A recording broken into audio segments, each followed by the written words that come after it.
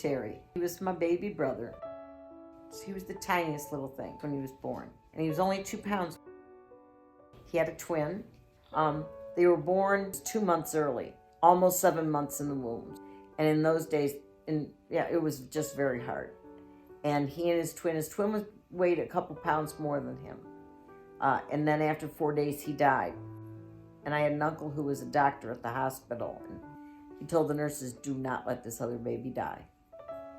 And he stopped breathing 3 times, but they did not let him die. And he went on to live for 60 years.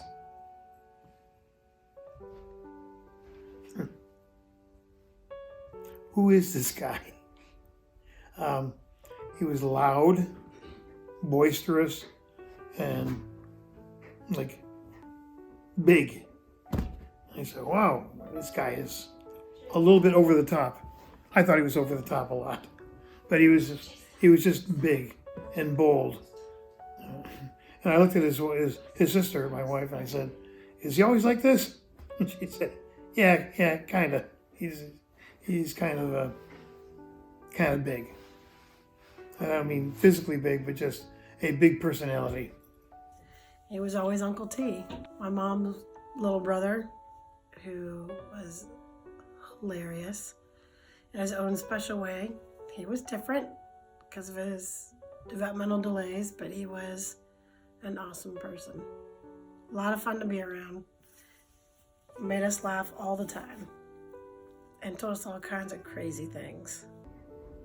He was a lot of things. He was aware that he had limitations and he wanted to be like everybody else, but at the same time couldn't overcome his limitations.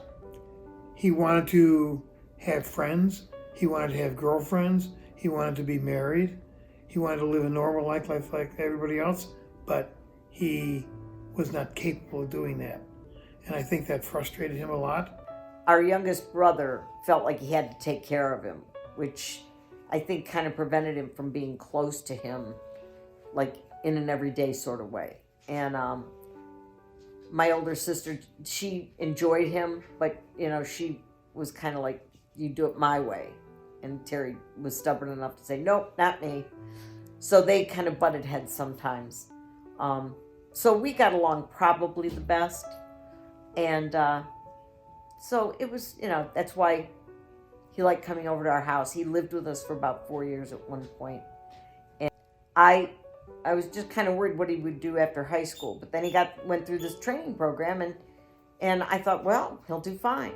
And he lived with my mom for a number of years, into his late 30s, early 40s. And then he got his own apartment. That was kind of hard for us because, he was getting taken advantage of by people. So we would have to go over a lot and help get him out of fixes or try and help him not to get himself in trouble. But he wanted so much to live on his own. And he was able to drive. He got a license, not till his late 30s, but, he bought a car. He was really proud of, his accomplishments. And for Terry, that was major. Most people with his disability would never have driven, for one thing. And he did well. Terry Irwin to you. Who was Terry Irwin to me? Uncle T. He was always Uncle T. Just my mom's little brother, who was hilarious in his own special way. He was different. He had some very close friends, and they took good care of him and protected him from some things that could have happened. So we were really happy about that. He'd go out and have fun, and he could because these guys wouldn't take advantage of him. He had about 4 or 5 friends like that, and they were lifelong friends. In a very short period of time, I knew that he was going to need to have some people keep an eye on him. I could see him getting in trouble. He had friends. He had 2 or 3 friends who were not limited cognitively, and they were sort of protective of him, and they went a lot of places with him. But I knew that once those guys moved on to other relationships and stuff like that, and Terry might be left by himself. I suspected that there were going to be many problems in the future. I wasn't looking forward to that, but those things began to happen, especially when his best friends moved on to other relationships and families and stuff like that. I think that's also where he got upset, because Terry wanted the same thing. He wanted to have a family and all this kind of stuff, and in many ways it wasn't going to be achievable. And I knew that we were going to have to be really keeping an eye on him, because we saw the situations that would happen that would get him in trouble. And one of his best buddies, who was also a little bit delayed, whose name was Larry. So my brothers would call him the Terry and Larry show, because they would hang out together and just their conversations were so funny, and half the time really made no sense. But they were happy and they got along, and we were helping Terry move one time into his apartment by himself, and my brothers were there, and they're all sitting around, and even a couple of their friends, everybody was helping Terry move, and Larry just came running through the living room with his arms out like this, going, "I'm Larry!" And the kid and the boys just all died laughing, and Terry's chuckling, and everybody just had a really good time. It was cracking up just because they were just so funny and jovial and friendly. He just was funny, to me. I mean, I just got a kick out of just some of the stuff he would talk about or say. He just, and he knew everybody. They did call him the mayor of Maple Heights sometimes, because he knew everybody. And we belonged to a Catholic church, and one of the priests there used to call him the senator, because he kept telling him, "You're so political, Terry.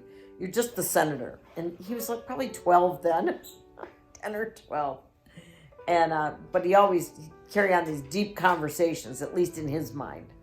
And they weren't, but he thought they were. And he had an opinion about everything. Whether or not he knew it, understood it, he had an opinion about everything. His outgoingness showed up in that he talked to people. He was very, what was the word? Outgoing, just outgoing. And would talk to people, strike up conversations. He didn't always know what he was talking about. He confused a lot of words. He confused a lot of concepts, but that didn't stop him when he wanted to be friendly with people. I was with him many times, and people would come up and just start talking to him. And I would say, "Who is that?" He'd say, "Oh, a buddy of mine." And I kept thinking, God almighty, how many buddies does he have? It's like people would actually walk up to us at times and actually would engage in conversation. And I didn't know. In the beginning, it was like, is this a joke or is this really real? And it happened frequently that my buddy, these buddies would come up. And he just had a certain way about him. Every time if I'd bring a boyfriend home, he'd give him the third degree, ask him 20 questions. He'd ask them to see their wallet because he wanted their ID so he could have one of his friends run a check on them. Because like my parents said, he knew everybody. He knew policemen, he knew firemen, he knew everybody around Maple Heights and Garfield Heights. So he was like, I'm just going to run his tags. So he'd want to borrow his ID, whoever I was dating, to run information on him, even before the internet. Physically, he couldn't do a whole lot. He wasn't big and buff and strong, but he talked a big game, and he would defend his family any way he could. So yeah, he was always protective of us, and he was a really good guy. And Actually, he'd been to the doctor a few times, and there were a lot of things, he could have taken care of. His blood pressure wasn't always great and things like that, but, he didn't like taking medicine. And he got that from my mom. She didn't like taking medicine either, so he didn't like taking it. he smoked like a chimney. He drank coffee constantly, and pop.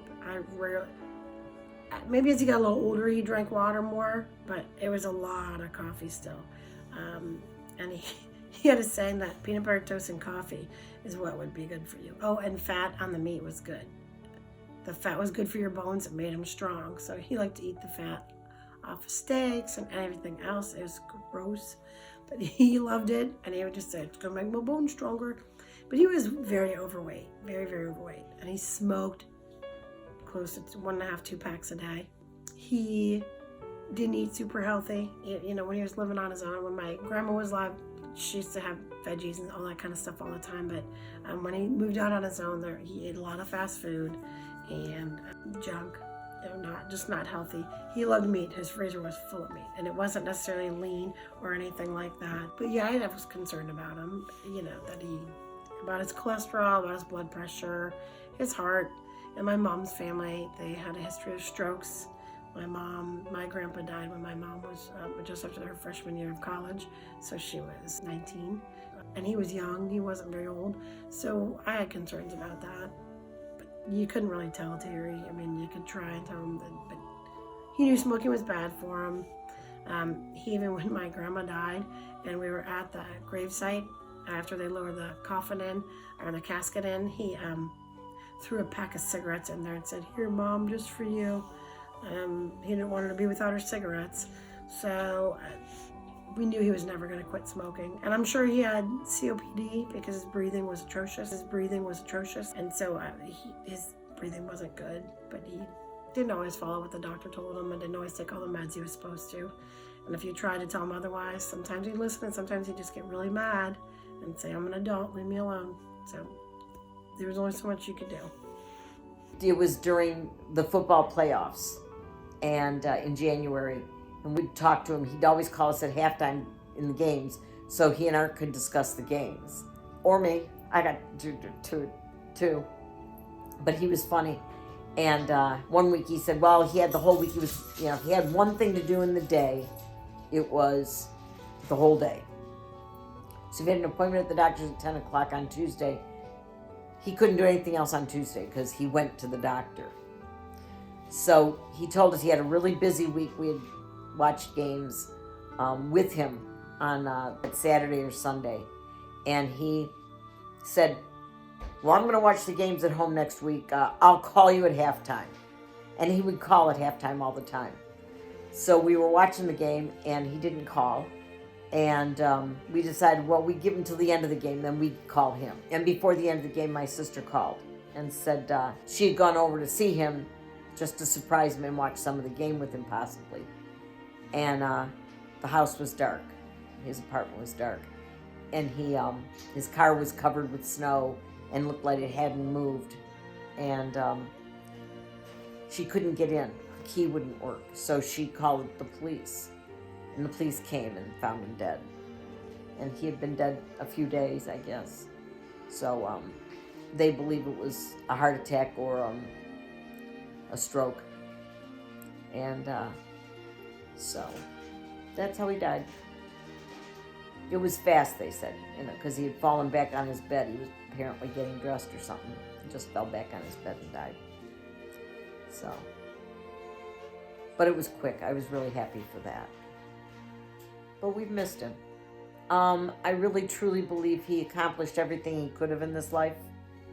And I felt like, in a way, it was better for him because he did everything he could, and he was starting to get really frustrated with having to do things, and it was harder and harder for him. So I just think it was better. And I selfishly, I missed him, and I still do. But it's really okay. He's much happier now. It was in January, and he was buried in the cemetery with our older brother, who had passed away when he was 16. And because he was cremated, they could bury him in the same plot. So we had him buried in the same plot with his brother, because he always talked about his brother Joe. And so, and Timmy was with the babies, so he couldn't be buried with Timmy, his twin. So we buried him with his older brother Joe.